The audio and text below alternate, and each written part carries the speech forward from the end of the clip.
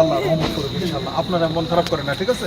ঠিক আছে, আমরা যতটুকু পারি তো আমরা ইনশাআল্লাহ সাধ্য অনুযায়ী করবো। হ্যাঁ, আপনাদের মতো মুরব্বীরা আছেন, আপনাদের দোয়া তো আমাদের জন্য অনেক বড় জিনিসটা। ইনশাআল্লাহ আপনাদের জন্যই আল্লাহ সবাইকে বাঁচায় রাখবে, ঠিক আছে? ইনশাআল্লাহ। মন খারাপ করেন, মন খারাপ করেন। আমাদের সীমান্তবর্তী শেরপুর এবং ময়মনসিংহ জেলায় বন্যা পরিস্থিতির হঠাৎ করেই তৈরি হয়েছে, একটা ফ্ল্যাশ ফ্লাড হয়েছে, যেটা পাহাড়ি ঢল এবং অতিবৃষ্টির কারণে বন্যাটা সৃষ্টি হয়েছে। গত 4 তারিখ দুপুর 11টার দিকে আনুমানিক এই বন্যাটার সৃষ্টি হয়েছে। মানুষজন তার প্রস্তুতি নেবার পূর্বেই বন্যা তার ভয়াল আকার ধারণ করে, যে কারণে বাস্তুচ্যুত মানুষকে ওই সময় উদ্ধার করাই ছিল আমাদের সবচেয়ে বড় কাজ। আমরা আমাদের যা কিছু ছিল তাই নিয়ে আমাদের সীমান্তবর্তী বিওপিগুলোর জনবল নিয়ে আমরা মানুষকে সহায়তা করেছি নিরাপদ স্থানে চলে যাওয়ার জন্য। এছাড়াও আমাদের প্রতিদিনের লক্ষ্য হচ্ছে মানুষকে তার নিরাপদ একটা আশ্রয়ে পৌঁছে দেওয়া এবং তাদেরকে বন্যা পরবর্তী যেন সমস্ত বিপদ আপদ থেকে উদ্ধার হয়ে আবার তারা তাদের পূর্বের বাসস্থানে ফেরত যেতে পারে, সেই ব্যাপারে আমরা সর্বোপরি চেষ্টা চালিয়ে যাচ্ছি।